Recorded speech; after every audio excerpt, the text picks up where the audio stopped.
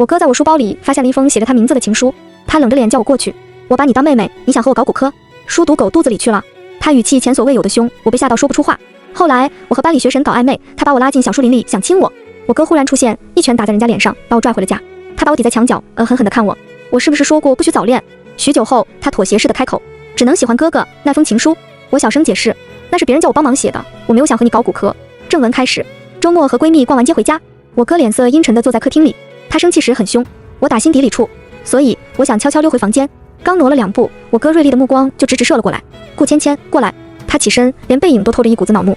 我连忙放下手里的大包小包，跟了上去，满脑子都在想什么时候做错事惹他生气了。刚进书房，我哥就把一张粉色情书扔到我面前，轻飘飘的信纸转了个圈后落在我的脚边，上面是我的字迹以及我哥的名字陆然。我心里咯噔一下，这是周五那天校花拜托我帮他给我哥写的情书，他给的有点多，我很难拒绝，只是写完后忘了给他了。抬头想解释，陆然脸色冷得不像话，语气也前所未有的凶。我把你当妹妹，你想和我搞骨科？书读狗肚子里去了。我被吼得低下头，咬着唇不敢吭声。陆然生气的时候不能顶嘴，不然他会更生气。可见我不说话，他似乎更生气了，3两步来到我面前，强迫我抬起头看着我。我颤巍巍地看着他，眼泪在眼眶里打转。我这人受不住凶，一凶就容易掉眼泪。往常陆然看到就会心软，但这次没有，语气依旧凶狠。顾芊芊，把你脑子里那些乱七八糟的想法掐了。我虽不是你亲哥，可也养了你10年，胜似亲哥。我只把你当妹妹，你最好也是只把我当哥。他声音陡然拔高，听懂了吗？我忙不迭地点头。陆然转身，冷漠无情，出去。我抹了把眼泪，看了眼地上的情书，想捡走，可他后脑勺跟长了眼睛一样，还捡。我立即站直了身体，哥哥，早点休息。转身逃似的回了房间。周一去学校的时候，校花程远来问我要情书，我抬头，你要不再给我张纸呗？他非常大方地给了我5张。自从偶然撞见陆然来接我放学，他就对陆然一见钟情，想方设法的要追求他。陆然忙着工作，忙着赚钱养我，压根无心这些事。程远找到我的时候，我本来不想答应的，可他实在是有钱，钱都拿了，我也不能不办事。陆然是以为我喜欢他才生气的，又不是因为情书。这次我飞快写完情书交给程远，才松了一口气。只是回家看到在厨房做饭的陆然时，莫名有些心虚。我自顾自地回房间里写作业，直到饭点时，陆然敲门，出来吃饭，我才慢腾腾地出来。刚坐下，陆然就说，明天我去给你办住校，马上高考了，整天往返学校影响你学习。我手一顿，迟疑地看他，我不想住校，高一的时候住过，恰好和小太妹一个宿舍，被欺负惨了。陆然知道后，把那些小太妹教训了一顿，然后把房子卖了，在学校附近重新买了个小3居室，把我从学校里接了出来。哥，求你了，我其实没有喜欢你。陆然一个抬眼打断了我的话，就这么定了，冷硬极了，心里忽然很委屈。陆然以前也凶，但还是很宠我的，现在怎么这样？我把筷子一放，我不吃了。砰地关上房门，我躺在床上生闷气，解释都不让人解释，以为我喜欢他是吧？等着。第2天，陆然是中午的时候来学校找老师给我办住校的。等把手续办妥，买了新的被褥床单，已经过去1个小时了。陆然帮我把被褥拿到了宿舍楼下，我不方便上去，你自己。我忽然抱住了他，哥，你这样我心里好难受，我只是喜欢你而已，又不是犯了天条，你居然赶我走，你知道我害怕住校的。我故作哽咽，声音低到只有我们2个能听见。陆然身体瞬间僵了，连声音都透着一丝紧张。顾芊芊，我却松开了他，一把拿过被褥。我讨厌你，这句话我故意说得很大声，然后跑进了女寝大楼。陆然不可能追进来，我在2楼走廊那里悄悄躲着看他的反应。只见他眉头紧皱，身侧的手也攥成拳，眼神复杂极了，像是纠结懊恼。他低骂了一声曹，然后转身头也不回地走了。我哼了一声，这才往分配的宿舍走。陆然和老师强调过，把我分在了一个好相处的宿舍。我去的时候大家在午睡，拎着被褥站在宿舍中间，我有些无措。我的床铺在上铺，要铺床肯定会吵醒他们。而高一时，就是因为我从下铺爬上去铺床时吵醒了小太妹，他就开始欺负我。我想了想，还是晚上的时候再铺吧。就在我放下被褥要轻手轻脚出去的时候，有人醒了。哎，新来的。我脚步一顿，是我吵到你了吗？他坐起来，没有。你不铺床吗？我帮你吧，全宿舍的被套都是我套的，哈哈。其他2人也醒了，和我搭话，气氛很融洽。我悬着的心也放了下来。眨眼间到了周五，陆然给我发消息说在校门口接我，家离学校并不远，只是有一条巷子比较黑，偶尔会聚集一些校外混混，所以很多时候陆然都会来接我。想起上次为了报复他和他说的那些话，我有些尴尬，就磨蹭了一些。出来的时候，校门口已经没什么人了，但我看到了程远，他似乎已经缠着陆然好一会儿了。陆然眉眼间透着些不耐烦，程远好似没有察觉，还在撒娇。陆然哥哥，你就把微信给我吗？我保证不会打扰你的。我上次给你的情书你看了吗？我已经成年了的，你放心。虽然你比我大了5岁，但我不介意的，你不要有心理压力。听到情书2个字，我忽然心虚。陆然要是知道我为了钱替程远给他写情书，会扒了我的皮吧？但转念一想，这样他就能知道我没有喜欢他了。有好有坏，难以抉择。但不论怎样，陆然都是会生气的。还不过来？陆然声音忍无可忍。我一惊，后知后觉，陆然已经看到我了。我急忙小跑着过去，哥，程远看我，顾芊芊，你，怕他把写情书这事儿捅出来，我急忙拉住陆然，哥，我们回家，我快饿死了。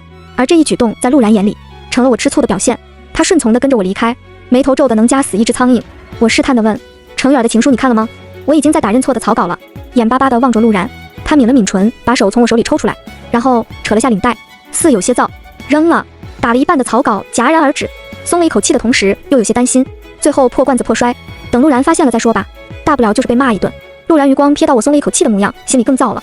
芊芊，我抬头，他却不说话了，脚步加快了一些，我吃力地跟着。到家门口时，陆然站在我面前，迟迟没有开门，他微低着头，一动不动，不知道在想什么。我有点想去洗手间，就伸手从他侧面摁了指纹，门应声打开。恰好此时陆然转身，张嘴欲言，而我的手还搭在锁上，看他转身，下意识地往后退，忘了松手，门是往外开的，就这样推了陆然一下。他没有防备，往前踉跄了2步，我急急用手撑住他的胸膛，薄薄的衬衣下肌肉紧实，我的掌心恰好摁到一粒凸起，嘴巴快过脑子。哥，你身材真好。陆然惊愕了一瞬，想后退，后脑勺又磕到了门，发出闷响。他额角青筋狂跳，深吸了一口气，咬牙切齿。顾芊芊，我立即反应过来，闭嘴，松手。这一打岔，陆然也不想和我说话了，直接进了家。我紧随其后，直奔洗手间。出来后没看到陆然，直到1个小时后，他才从房间出来，去厨房准备做饭。他换了件衣服，我悄悄观察了一下，面色如常，想来是没有生气了。我便像往常那样拿着作业去找他。哥，这题上网查。好吧，还是在生气。我抿了抿唇，默默转身。这种诡异的气氛持续到吃完饭，陆然没和我说一句话，我也找不到和他搭话的机会，就这样一直沉默下来。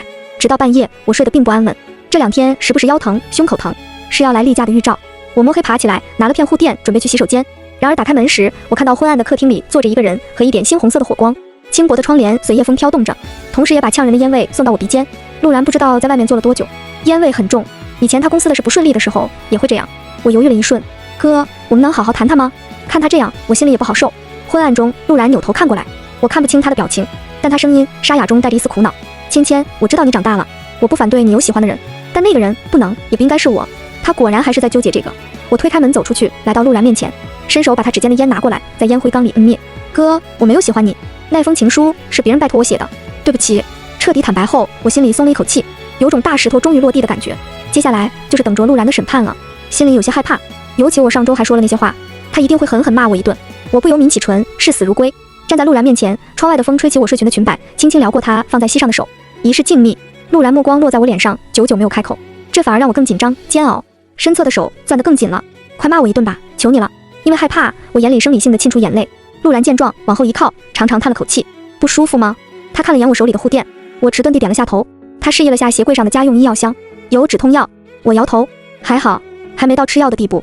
陆然站起来，那早点睡，客厅我明天起来再收拾。说完，他转身去了房间。我后知后觉，就这样结束了。他不生气，不骂我一下，揣着满脑子的不可置信，我去洗手间换了护垫。心里的大石头落地后，回房间我很快就睡着了。一觉睡到自然醒时，例假如约到访。我瘫在床上不想动，幸好这2天周末，例假头2天最难受，量也大，在学校时刻担心弄脏裤子。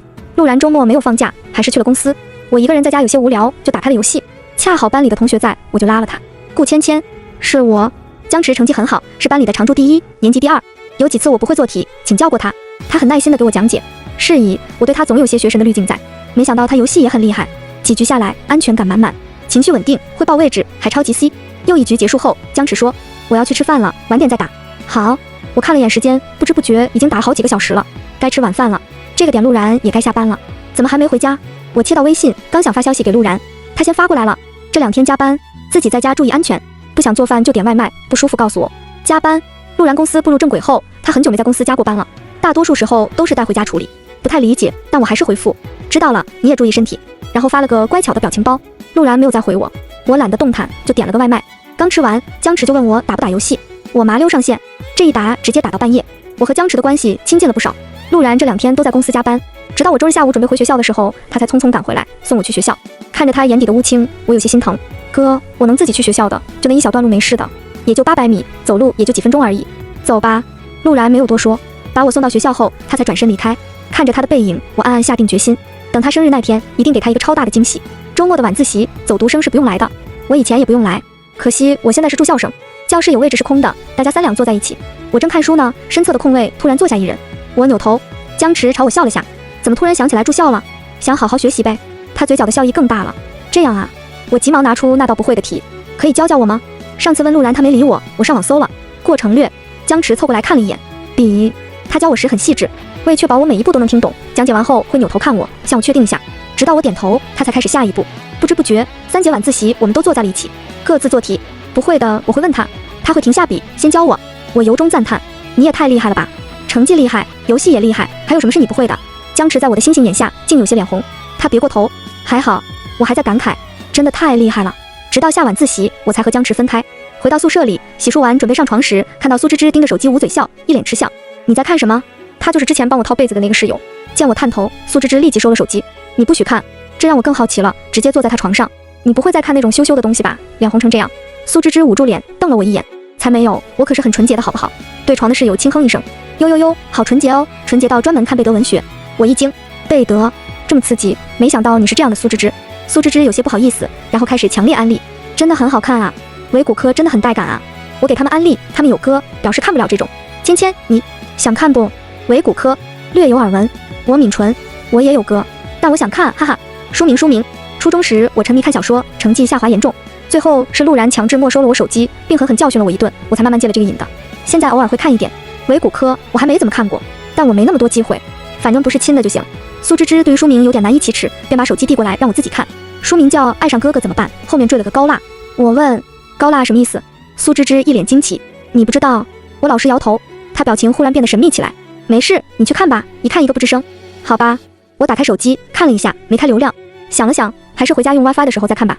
学校是不允许带手机的，我之前走读离家近，手机就放在家里，中午和下午回家玩玩，所以一直没开流量。现在住校偷偷带来，也是为了方便联系陆然。周一上课的时候，突然有人在我桌上放早餐。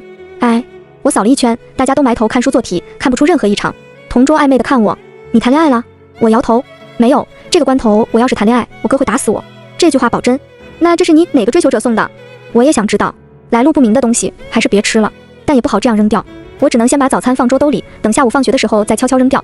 可第2天，我桌上依旧有早餐。第3天、第4天，大家看我的眼神都不对了，还有起哄的。我紧皱着眉，这次没再顾及那个送早餐的人的面子，我直接扔了，一句话没说。为什么要用这种方式？真的很讨厌。看我脸色不好，起哄的人也进了声。高中3年，给我表白的人不算少，但我始终谨记陆然的话，不能早恋，否则打断我的腿。所以我每次都会狠狠拒绝那些人。一直到高3，向我表白的基本没有了。可这次又是谁？这个问题下午的时候有了答案。江池在食堂里找到我，坐在了我对面。他面色有些难过，道歉，我没想到会给你带来这么大的困扰。我怔了一下，随后反应过来，早餐是你送的。他点头。你喜欢我？他再次点头。我觉得有些荒诞。我和江池是高2分在一个班的，虽是同班同学，但交流其实不多，仅有的几次是向他问问题，他耐心的解答。加上陆然管我管得严，我一直没怎么留意班里的男同学，直到上个周末一起打游戏，我才觉得我们有点熟起来。你为什么喜欢我呀？我们连接触都没有。江池嗓音苦涩。你还记得刚开学军训那会儿吗？你跳了一支古典舞。我当然记得，当时休息，教官让我们展示一下才艺。我学过古典舞，被闺蜜推着上去了。跳完后，大家拍手叫好。也是因为那支舞，后面有很多人向我表白。江池抬眼看我，眼神真挚。芊芊，我暗恋你3年了。上次我们一起打游戏，让我产生了一些错觉，做了一些错误的决定。希望你不要生我气。对不起，我有些震惊。但说实话，给我表白的人很多，这种话我听过很多次，心里没太大波澜。我直接开口，我不早恋。那我们还是朋友吗？我摇头。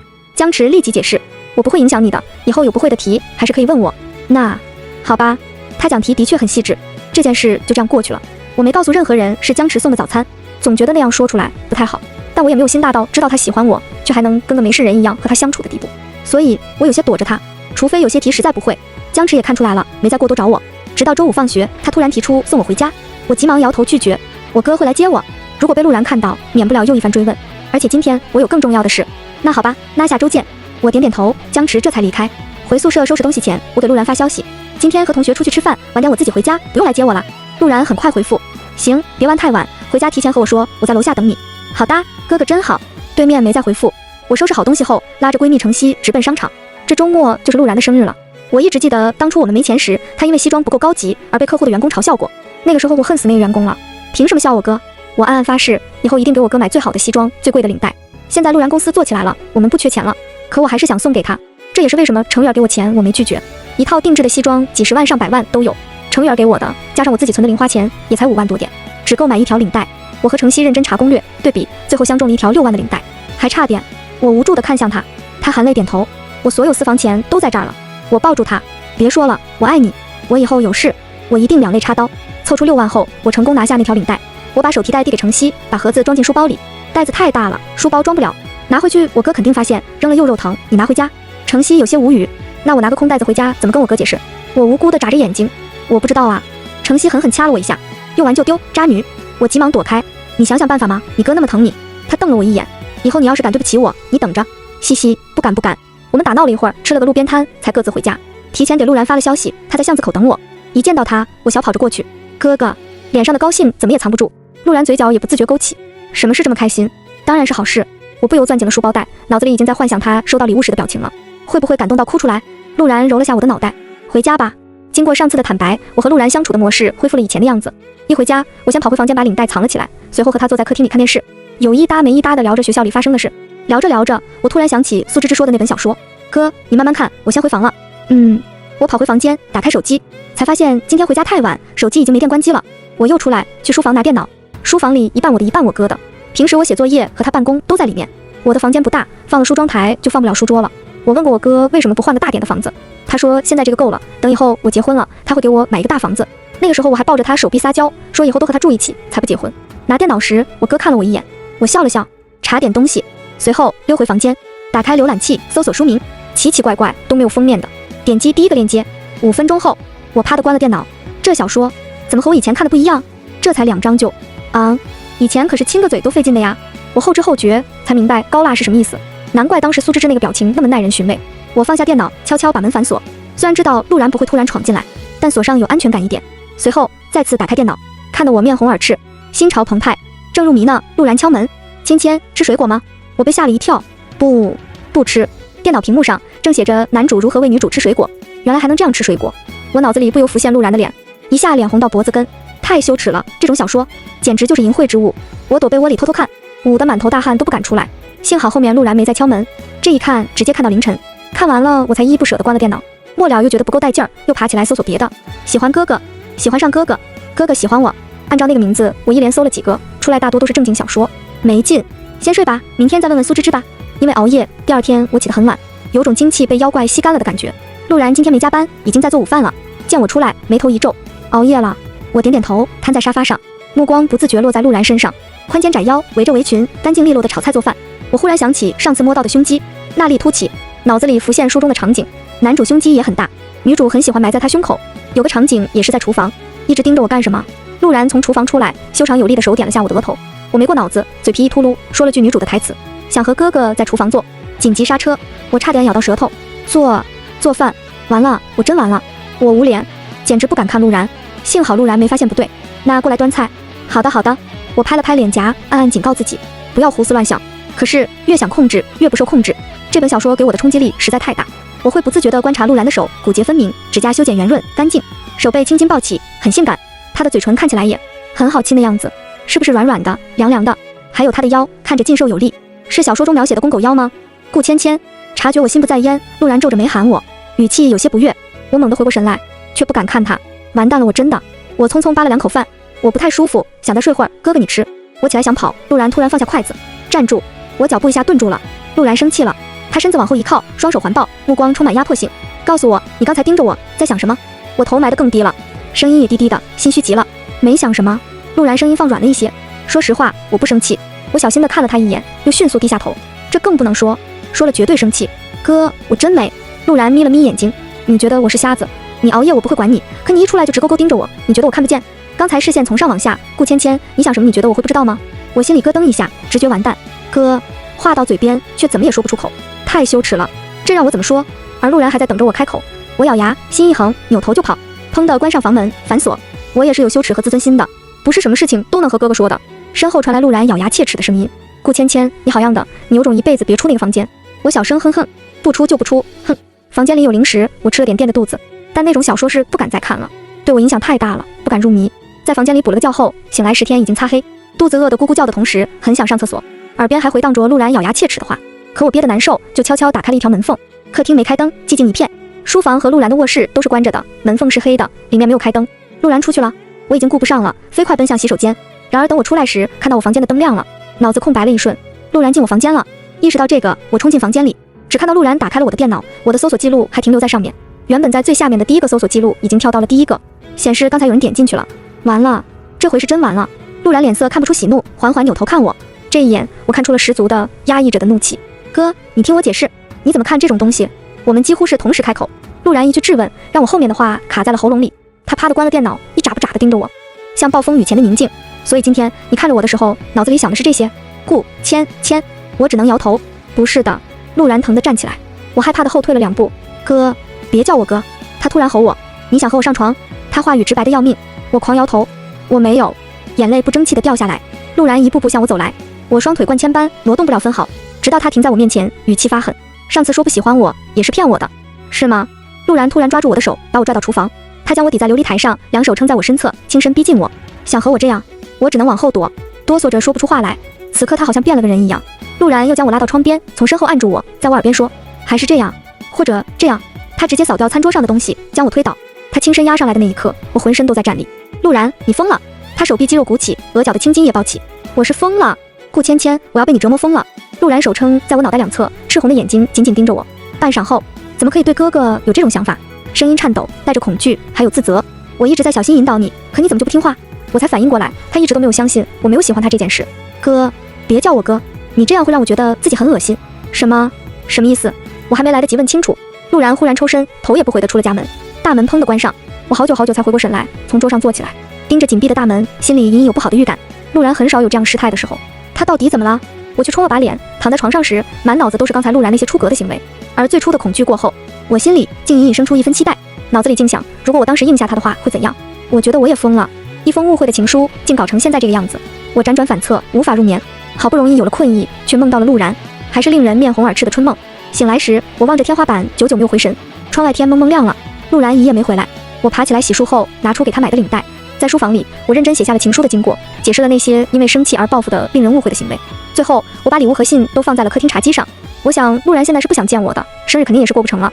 我去学校的时候，他应该会回家，他应该能看到。这个闹剧到此为止吧。我早早的去了学校，临走时给陆然发了消息，他没回我，因为这事我在学校里也心不在焉的。江池发现了，问我怎么了，我不想多说，只是趴在桌上。心情不好吗？我看了他一眼，换了个方向趴着。见状，江池也不好再问了。更让我苦恼的是，有些事开了头好像就止不住人。我总会梦到陆然，每次醒来都会心跳加速，而陆然整整1周没有理我。我周末也不敢回家，就去了程曦家里。现在我和程曦不是一个班，加上课程紧，我直没有机会和他说这个事。这次去了他家，晚上和他躺在一起时，我酝酿着如何开口。程曦，你做过春梦吗？咋了？你做春梦了？和谁啊？我抿了下唇。我哥，陆然。什么？程曦猛地坐起来，细说。我紧跟着坐起来，把事情原委和他说了。末了有些哭鼻子。怎么办啊？我也不知道会搞成现在这样。可我解释过2次了，我哥好像一直不信。程曦抹撒着下巴，从你哥的角度来看，的确像你喜欢他，但你哥居然那样对你，这也太猛了吧！真没做别的。如果是你哥，你怎么办？程曦哥哥和他也并非亲生，他哥是领养的，而我和陆然是重组家庭。程曦非常认真地想了一下，我哥应该不会这样。他如果看到我给他写情书，应该会笑着说，试试，没有任何参考性。那我怎么办？你要不换个男生接触试试？我立即摇头，不行，这种行为很不负责。程曦摊手，那咋办？你现在这个状态学得进去吗？马上考试了。最后也没有讨论出个所以然来。在程曦家住了2天，我频频看向手机，希望陆然能给我发一条消息。只要他给我发消息，就证明他不生气了。可是陆然的对话框一直都很安静，直到周一在上学的时候，我心烦意乱。月考成绩已经下滑了，不能再这样下去了。所以江池再次接近我的时候，我尝试把注意力放在他身上，和他一起做题，一起吃饭。但待在一起的时间多了，我就发现江池并不是我想象中的那样喜欢我。他对待我时很温柔，讲题很细致，他对别的女生也是这样的。这份温柔和细致不是独属于我的，包括打游戏时也是。我对他仍有学神的滤镜，因为他真的帮了我很多，但同时也清晰地意识到我不可能和他谈恋爱。恰好他周末约我出去玩，我便想和他说清楚。公园里人不算多，我和江池并肩走着，思考着如何开口。然而这时他状似无意地碰了碰我的手指，我吓得急忙躲开。许是我反应太大，江池愣了一下。怎么啦？我也趁机开口，对不起江池，我们不合适。江池笑得有些勉强，我们不是说过做朋友的吗？我抿了下唇，我们还是别做朋友了。他顿了一下，这么绝情的吗？我低下头，很愧疚，对不起。江池好半晌才开口，没关系，那可以抱我一下吗？他张开双手，我抬头看他，他眼神带着祈求。心软了一瞬，我抬手抱住了他。而这时江池忽然收紧手臂，将我抱紧。他在我耳边低声开口，你哥在后面看了我们很久了。说着他故意蹭了下我的耳朵，我浑身鸡皮疙瘩都起来了。他说，这是你玩我的代价。江池，我试图挣开他，他力气很大，直到陆然冲过来，一把拽住江池的手，将我从他怀里解救出来。我苍黄地看向陆然，他阴沉地盯着江池。滚！江池笑了笑，芊芊，周一见。他转身走得潇洒极了，我好似第一次认识到江池到底是个怎样的人。陆然拉着我反方向离开，路上我们一句话都没说，直到回到家里，陆然关上门，反手将我抵在门板上，浑身气压很低。我是不是说过不许早恋？你让他抱你，还让他亲你了？陆然的目光雷达一样在我身上扫。顾玉玉，你觉得我为什么每次都会去接你？那几百米的巷子真就那么危险？我愣了一瞬，为什么？难不成和江池有关？陆然深吸了一口气，险些遏制不住怒火。因为有个变态跟踪你，成绩好不代表人品好。我警告了江池无数次，你倒好，自己巴巴凑上去，你玩得过人家吗？我脑袋轰的一下空白了，震惊过后，无尽的恐慌袭来。怎么可能？江池怎么会？那怎么办？我竟一点都没有察觉。陆然见状，终究心软，叹了口气，我会解决，别担心。但以后别再和他来往了，知道吗？他迟疑了片刻，妥协般的开口，只能喜欢哥哥，不可以喜欢别人。我余光看到茶几上的坦白信和礼物完好无损的放在那里，就知道陆然这2周没回过家。你没回家吗？陆然顺着我的视线看过去，看到了那封信，坦白的信。陆然揣着疑惑走过去，拿起信一目十行，刚建立好的表情寸寸崩裂，最后竟笑出声来。看到后面，他甚至手都在抖，直接把信揉成一团扔进了垃圾桶。顾芊芊，他抬眼看我，荒诞又气愤，你这是在跟我开玩笑吗？他声音陡然拔高，老子好不容易说服自己接受这段关系的转变，结果你现在说这是误会，你不喜欢我，你一点都不喜欢我。我只能小声解释，从那天晚上开始我就跟你坦白了的，你他妈都紧张的哭出来了，老子能信那是真话。那后面你看那玩意儿还盯着我一个劲儿的幻想，我能不多想？你没那心思，你幻想和我上床，这是妹妹能对哥哥有的心思。我被说的脸热，又忍不住反驳，那种东西写出来就是给人看的嘛，我就不信你没看过那种片子。那我也不会畜生到带入自己妹妹的脸。陆然顿了一下，曹，你就当我是个畜生吧。他2步走过来，捧住我的脸，我已经认真了。顾芊芊，你现在不喜欢我，也得给我喜欢上。我有些结巴，你怎么变成这样？你才知道，我和陆然的关系开始变得奇怪起来。这回轮到我别扭了。在家我会刻意避开他，可家里就那么点大，再怎么避也还是会碰见。有次半夜起来，我竟看到陆然坐在客厅看我之前看的那本小说。哥，你……他瞥了我一眼，这种东西写出来不就是给人看的吗？他意有所指的看了眼厨房，我瞬间想到当时嘴巴一秃噜说的那句话，羞愤欲死。陆然，我扭头进了房间，反锁。门外，陆然轻笑2声，毫不在意。家里的气氛过于奇怪，我便开始期待去学校的日子，能躲5天。不知道陆然是怎么处理江池的。去上学时，江池没有再找我，但我留意了一下，发现每个被江池辅导过的女生都以为他喜欢自己。他对我那么耐心，那么细致，打游戏还给我报仇，不是喜欢我？其中就包括了程远，不是我甩了他吗？我一惊，你们还谈过？程远一脸的理所当然，年级第1谈不到，谈个年级第2怎么了？那我哥，他之前信誓旦旦说追我哥来着。程远摆了摆手，你哥就是块石头，我钱白花了。他看了我一眼，给我一种下一秒就要把钱要回去的感觉。我弱弱开口，钱我已经花了。程远叹气，遇到你们兄妹俩算我倒霉，不过前段时间看你和江池走挺近，你俩在一起了。我急忙摇头，程远拍了下我的肩膀，嗨，在一起就在一起，我又不会说出去，他人挺不错的。他人不错，我没听错吧？程远一脸肯定的点头。你去问问和他谈过的女生，哪个觉得他不好？似乎真是这样，大家对江池的评价都很好。可是是真的好吗？陆然不会骗我，当时我听的那句话也不是假的。我更偏向于是江池伪装的太好，大家都没有发现。以后离他远点吧。程远一脸莫名，但还是点了下头。好马是不吃回头草。你是好马，你是不是在骂我？这不是你自己说的吗？我忍俊不禁。在学校的日子过得飞快，伴随着高考越来越近，陆然也没有再做什么令我多想的事，专心辅导我，陪我高考。终于熬到高考结束，我险些绷不住哭出来，真的太难太累了。陆然带我去吃了顿大餐庆祝，破例让我喝了点酒，甜甜的果酒入腹，我浑身都暖洋洋的。等吃完饭后，竟觉得浑身轻飘飘的。陆然失笑，喝醉了？我摇头，没有，我很清醒，就是有点控制不住自己的身体。陆然挑衅我，那走直线看看。他在我面前像逗小狗一样朝我招手，我为表示自己没醉，歪歪扭扭的走直线。我觉得自己走的是直线，可是脚不听使唤，左脚绊右脚，整个人不受控制的往前倒去。陆然顺势搂住了我，但我的下巴还是磕到了他的胸膛，硬邦邦的。我捶了捶他的胸膛，哥，好硬啊你。陆然呼吸停了一瞬，胡说八道什么？我戳着他的胸口，这儿硬邦邦的，磕得我下巴疼。他才松了一口气，将我打横抱起，怕了你了，真是祖宗。我乖乖窝在陆然怀里，被他一路抱回家。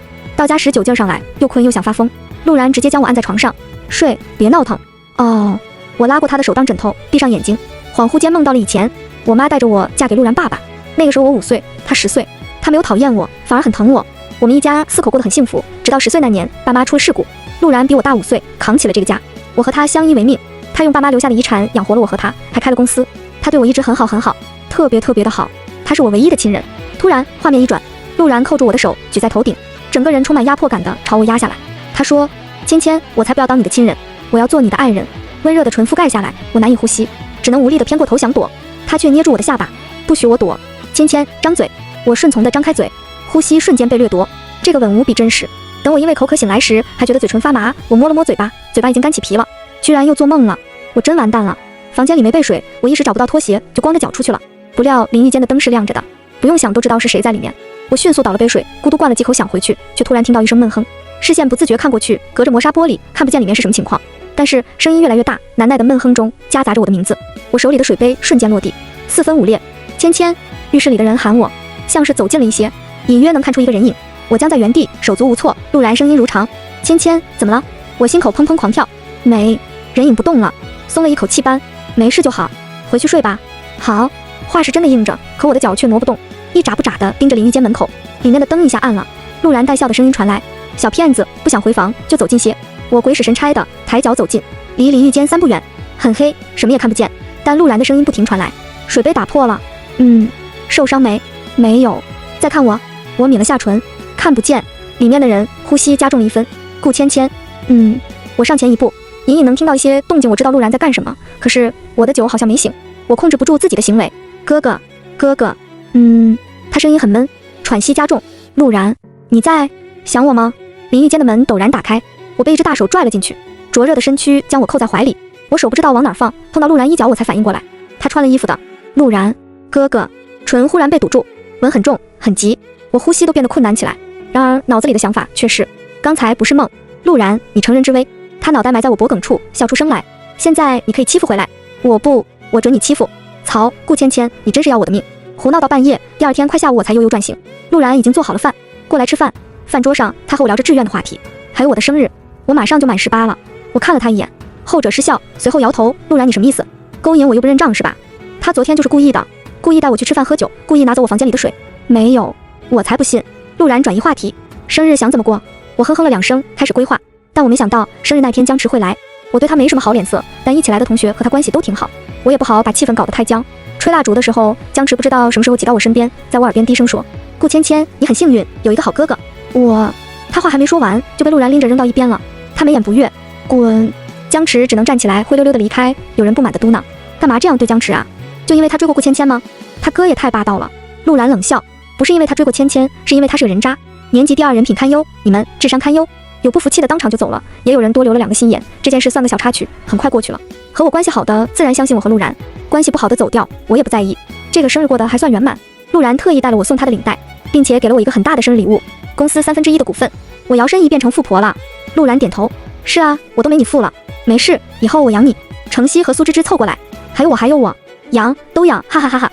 事后我问起陆然关于江池的事，他说江池因为原生家庭而心理扭曲，空有一副头脑却不用在正途上，以后离他远远的，毕竟得不到的总会惦记。我抱住陆然的手臂，只喜欢哥哥。陆然挑眉：我说的是这个吗？我笑：一辈子都只喜欢哥哥。他叹了口气，宠溺地看着我笑：那封情书真不是给我写的。我重新给你写一封吧。好，全文完。